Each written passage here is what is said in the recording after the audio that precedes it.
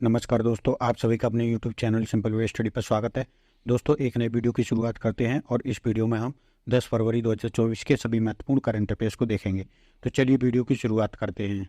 सबसे पहला प्रश्न है, फरवरी 2024 में किस भारतीय एथलीट को स्विट्जरलैंड के जाग फ्राउ जोक में मशहूर आइस पैलेस में पट्टिका लगाकर सम्मानित किया गया है?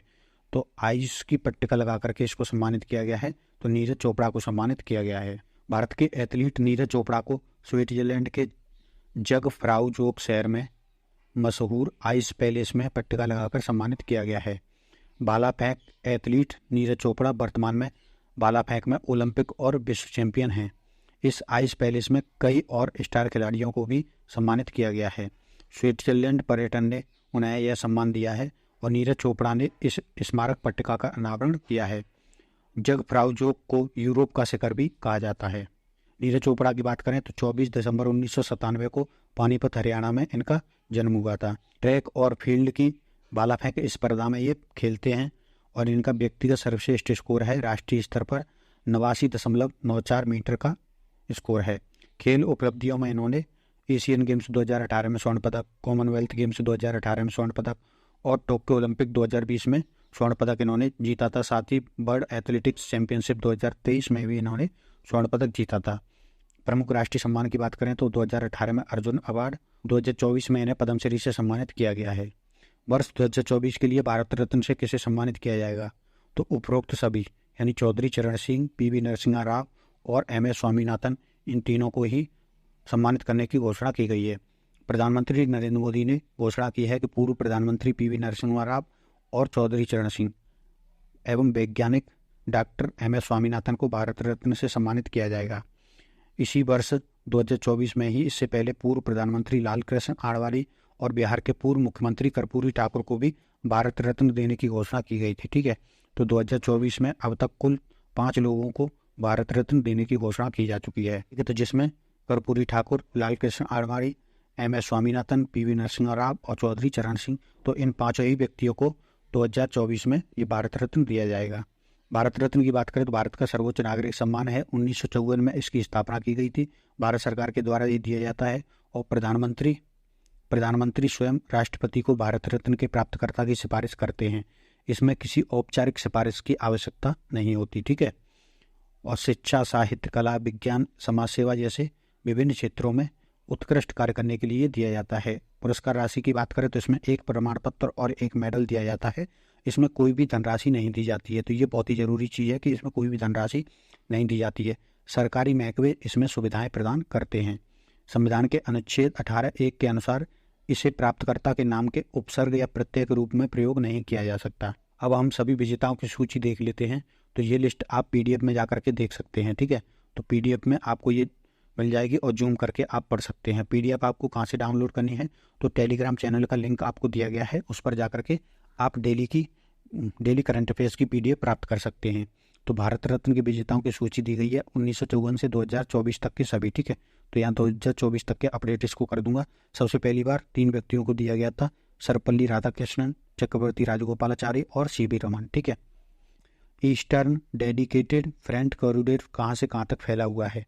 तो ये फैला हुआ है लुधियाना से दनकुनी तक। ठीक है, रेल मंत्रालय के मुताबिक ईस्टर्न डेडिकेटेड फ्रेंट कॉरिडोर का निर्माण पूरी तरह से पूरा हो चुका है। ठीक है, जबकि वेस्टर्न डेडिकेटेड फ्रंट कॉरिडोर का निर्माण जो है 1516 किलोमीटर में से 1220 किलोमीटर का कार्य पूरा हो चुका है और शेष पर निर्माण कार्य अभी जारी है। ठीक है, और जो निर्माण पूरा हो चुका है उस पर परिचालन भी शुरू हो गया है। डेडिकेटेड फ्रंट कॉरिडोर क्या है? शॉर्ट में से DFC बोलते हैं। इस परियोजना को 2005 में लागू किया गया था। इसके तहत 2 कॉरिडोरों को 2008 में कैबिनेट की मंजूरी मिली थी और यह परियोजना को जापान इंटरनेशनल कोऑपरेशन एजेंसी और विश्व बैंक के सहयोग से तैयार किया जा रहा है। दोनों मार्गों की संयुक्त लंबाई 3260 किलोमीटर है। तो ये दोनों ही कॉरिडोर जो हैं वो 3260 किलोमीटर लंबे हैं। इन दोनों कॉरिडोरों में ईस्टर्न डेडिकेटेड फ्रंट कॉरिडोर की बात करें तो 1337 किलोमीटर लंबा है और ये पंजाब के लुधियाना से शुरू होकर के पश्चिम बंगाल के दनकुनी तक जाता है। ठीक है, जो कि वेस्टर्न डेडिकेटेड फ्रंट कॉरिडोर की बात करें तो 15 से 6 किलोमीटर लंबा है और ये महाराष्ट्र के मुंबई में जवाहरलाल नेहरू बंदरगाह से शुरू होकर के उत्तर प्रदेश के दादरी तक जाता है। ठीक है, तो ये आप देख सकते हैं, ये दनुकनी पश्चिम बंगाल से शुरू होकर के और लुधियाना पंजाब तक जा रहा है, और ये है ईस्टर्न कॉरिडोर। ठीक है, और जो वेस्टर्न कॉरिडोर है वो मुंबई में JNPT से शुरू होकर के और उत्तर प्रदेश के दादरी तक जा रहा है। ठीक है, और ये ईस्टर्न कॉरिडोर में जाके मिल रहा है। तो ये है वेस्टर्न कॉरिडोर। विश्व सरकार शिखर सम्मेलन 2024 में कौन से देश सम्मानित अतिथि होंगे? ठीक है, तो इसमें उपरोक्त सभी यानी भारत, तुर्की और कतर, इन तीनों ही देशों को सम्मानित अतिथि के रूप में सम्मानित किया गया है। 12 से 24 फरवरी तक दुबई में होने वाले 2024 के विश्व शिखर सम्मेलन में भारत, तुर्की और कतर सम्मानित अतिथि के रूप में नामित किए गए हैं। इसमें दुनिया भर के 25 से अधिक सरकार और राज्य प्रमुख शामिल होंगे। इस सम्मेलन का विषय है भविष्य की सरकारों को आकार देना, और इसमें जो है भारत का प्रतिनिधित्व प्रधानमंत्री नरेंद्र मोदी कर रहे हैं। विश्व सरकार शिखर सम्मेलन की बात करें तो 2013 में इसकी स्थापना की गई थी। यह एक वैश्विक तटस्थ गैर लाभकारी संगठन है और इसका उद्देश्य सरकार के भविष्यों को आकार देने का है। ठीक, विश्व दलहन दिवस कब मनाया जाता है? तो ये मनाया जाता है 10 फरवरी को। प्रतिवर्ष 10 फरवरी को विश्व दलहन दिवस मनाया जाता है। सतत विकास के लिए 2030 के एजेंडा को प्राप्त करने के लिए दालों की क्षमता को मान्यता देने के कारण बुर्किना फासो ने विश्व दलहन दिवस मनाने का प्रस्ताव रखा था। 2019 में संयुक्त राष्ट्र महासभा ने आधिकारिक तौर पर 10 फरवरी को विश्व दलहन दिवस मनाने की घोषणा की थी। 2024 की थीम क्या रही है? तो दालें, पौष्टिक मिट्टी और लोग इसकी थीम रही है। संयुक्त राष्ट्र महासभा ने 20 दिसंबर 2013 को दलहन से संबंधित एक प्रस्ताव को अपनाया था, जिसमें 2016 को अंतर्राष्ट्रीय दलहन वर्ष घोषित किया गया था। ठीक है, तो अंतर्राष्ट्रीय दलहन वर्ष कब मनाया गया था? तो 2016 में। ठीक है, और जो विश्व दलहन दिवस है उसकी शुरुआत कब हुई? तो ये 2019 में इसकी घोषणा की गई थी और 2020 में ये पहली बार मनाया गया था। जल निवारण एवं प्रदूषण नियंत्रण संशोधन विधेयक 2024। ठीक है, 2024 के तहत कितना जुर्माना लगाया जाएगा? तो इसमें 10,000 से 10 लाख तक के जुर्माने का प्रावधान किया गया है। राज्यसभा के बाद लोकसभा ने जल प्रदूषण की रोकथाम और नियंत्रण संशोधन विधेयक 2024 पारित कर दिया है। विधेयक का उद्देश्य जल प्रदूषण की रोकथाम और नियंत्रण अधिनियम 1974 में संशोधन करना है।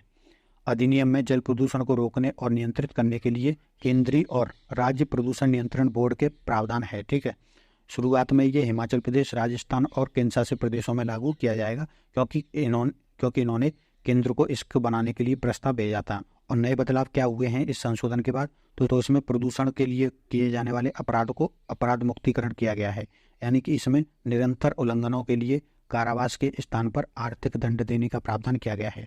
मतलब अब अगर कोई प्रदूषण करता है तो उसको जो है कारावास नहीं होगा, केवल आर्थिक दंड दिया जाएगा।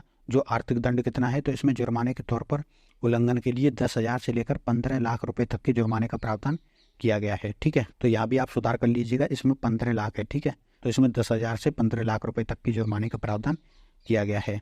अध्यक्ष की बात करें तो केंद्र सरकार अध्यक्ष के नामांकन के तरीकों और सेवा शर्तों को निर्धारित करेगी, जबकि राज्य सरकार राज्य प्रदूषण नियंत्रण बोर्ड के अध्यक्ष को नामित करेगी।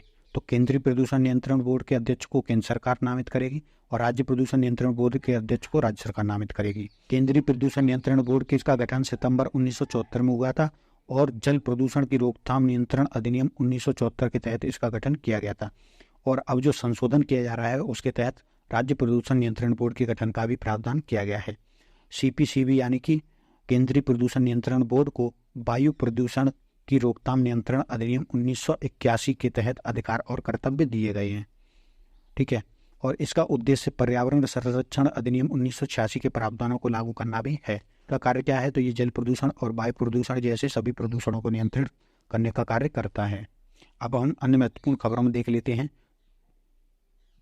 तो प्रतिष्ठित संगीतकार प्यारेलाल शर्मा को लक्ष्मी नारायण अंतर्राष्ट्रीय पुरस्कार से सम्मानित किया गया है और उन्हें यह पुरस्कार Lakshmi Narayan global music festival में प्रदान किया गया है।